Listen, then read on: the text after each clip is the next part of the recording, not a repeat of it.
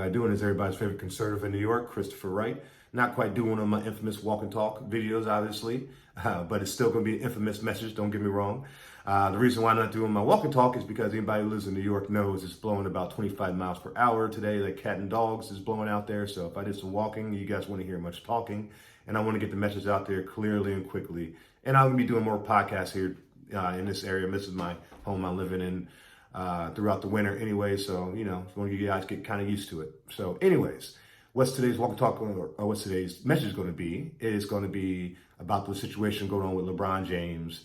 And I'm sure everybody has heard, LeBron James is, some of my previous videos I've spoken, if you guys have been following me for a while, I call him Queen James quite often because of, sometimes of his little dramatic antics. And his one before this was him not willing to go into the White House. He said he will go sit down with Obama, but never sit down with President Trump, yada, yada, yada.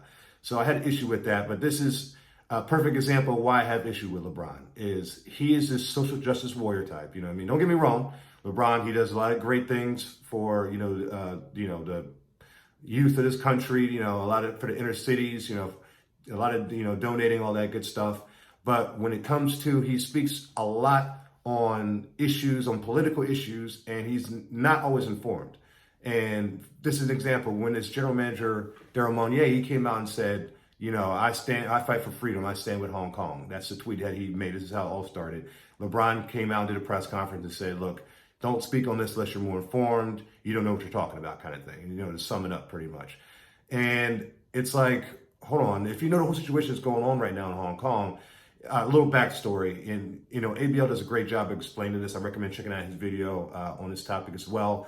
But, Britain had colonial rule over Hong Kong for over 100 years in the past. And they recently given it up to them in historical terms. In 1997, they pretty much gave Hong Kong back over to China, but they gave it back over with some bylaws saying, look, they still have constitutional rights for 50 years after this, us handing them over in 97, because everybody knows it's going to be hard to go from Western constitutional rights all the way from pretty much almost third world country, Chinese communist dictatorship rule.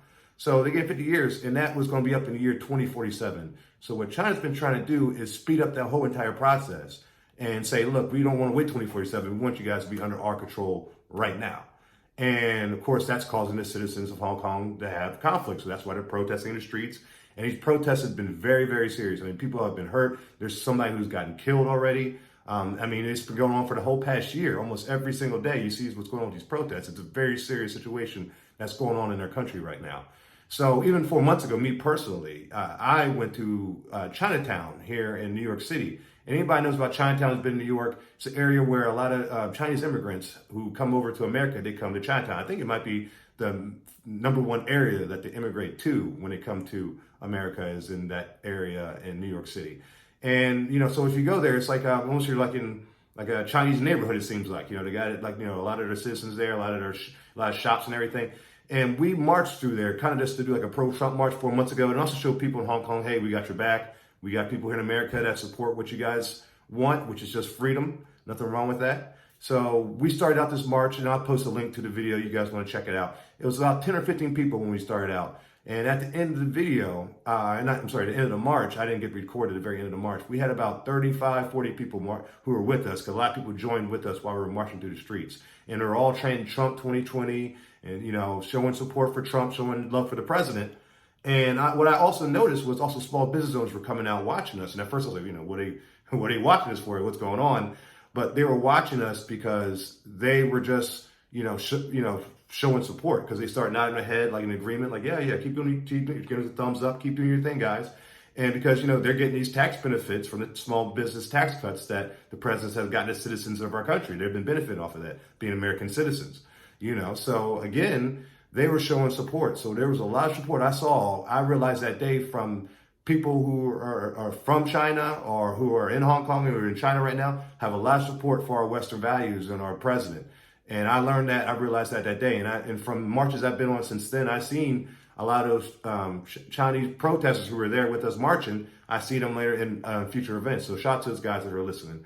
But that is what, to me, just separates what LeBrons and the James Hardens and the Colin Kaepernicks of the world from like the Muhammad Ali's, because These people like Ali, when he stood against for social justice at the time, there was a real issue, a real thing to fight. And at that time it was it was an issue with the draft, and there was substance behind what they were fighting. If you agreed or disagreed, it didn't matter. There was substance behind what he was saying.